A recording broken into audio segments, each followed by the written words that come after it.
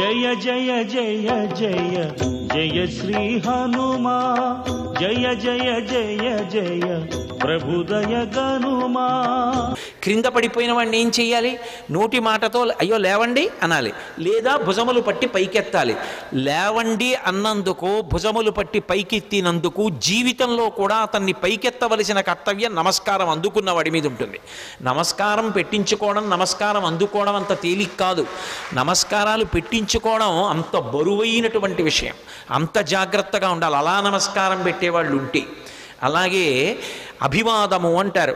రెండు చెవులు పట్టుకుని చతుస్సాగర పర్యంతంగో బ్రాహ్మణేభ్య శుభం భవతు అంటూ చెప్తారు. అది చెప్పినప్పుడు పాదాల దగ్గర పట్టుకుని చేతులు మెల్లమెల్లగా పైకి తీసి మోకాళ్ళ దగ్గర పట్టుకుని వంగి చేయి అడ్డు పెట్టుకుని అప్పుడు అభివాదం చెప్పాలి, పేరు చెప్పాలి.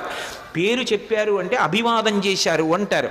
అభివాదం చేశారంటే అవతల వారు ప్రశాంతంగా ఉండాలి, మీ గురించి వినడానికి వారు ప్రశాంతంగా ఉంటే అప్పుడు మాత్రమే అభివాదం చేసి చెప్పాలి. ఏ కారణం చేత కూడా నమస్కారం ఇలా చెయ్యక్కర్లేదు.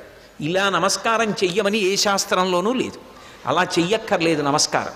నమస్కారం అంటే అలాగే చెయ్యాలి.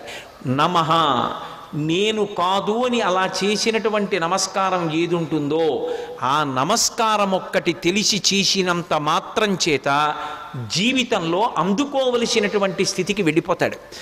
మొట్టమొదట సంప్రదాయంలో నమస్కారం ఎవరికి అందాలంటే గురువు గారికి అందాలి. అందుకే ఆ నమస్కారం ఎప్పుడు చేస్తారంటే నిద్రమంచం నుంచి లేచి లేవగానే కుడికాలు కింద పెట్టేటప్పుడు సముద్రవసనీదేవి పర్వత స్తనమండలే విష్ణుపత్ని నమస్తుభ్యం పాదాహతిం క్షమస్వమే అని భూదేవి మీద కాలు పెడుతున్నాను కాబట్టి అమ్మ దిక్కు లేక కాలు పెడుతున్నాను క్షమించమని కాలు పెట్టి నిలబడగానే నేల మీద పడిపోవాలి. అది పడక గది కానివ్వండి, ఏది కానివ్వండి, నేల మీద పడి గురువుగారి పాదాలు స్మరించాలి. గురువుగారు వచ్చి ఎదురుగుండా నిలబడ్డారని భావన చేసి గురువుగారికి నమస్కారం చేసి లేచి నిలబడాలి. అందుకని గురువుగారితో ప్రారంభం. ఏది మొదలు పెట్టండి గురువుగారికి వందనం చేసి మొదలు పెడతారు. గురువుగారే నా చేత చేయిస్తున్నారని. మళ్ళీ అయిపోయిన తరువాత గురుమండలానికి అంతటికీ నమస్కారం. అదే మంగళాశాసన పరై మదాచార్య పురోగమై అని గురువుకి నమస్కారం చేసి పూర్తి చేస్తారు. మొట్టమొదట గురువుకి నమస్కారం చేయాలి. గురువు చేసిన ఉపకారం చెయ్యగలిగిన వాడు లోకంలో ఎవ్వరు ఉండడు. తల్లిదండ్రులు కూడా శరీరాన్ని ఇస్తారు, మళ్ళీ శరీరంలోకి రావలసిన అవసరం లేని జ్ఞానం ఇవ్వగలిగిన వాడు గురువు ఒక్కడే. సర్వం శ్రీ ఉమామహేశ్వర పరబ్రహ్మార్పణమస్తు. స్వస్తి.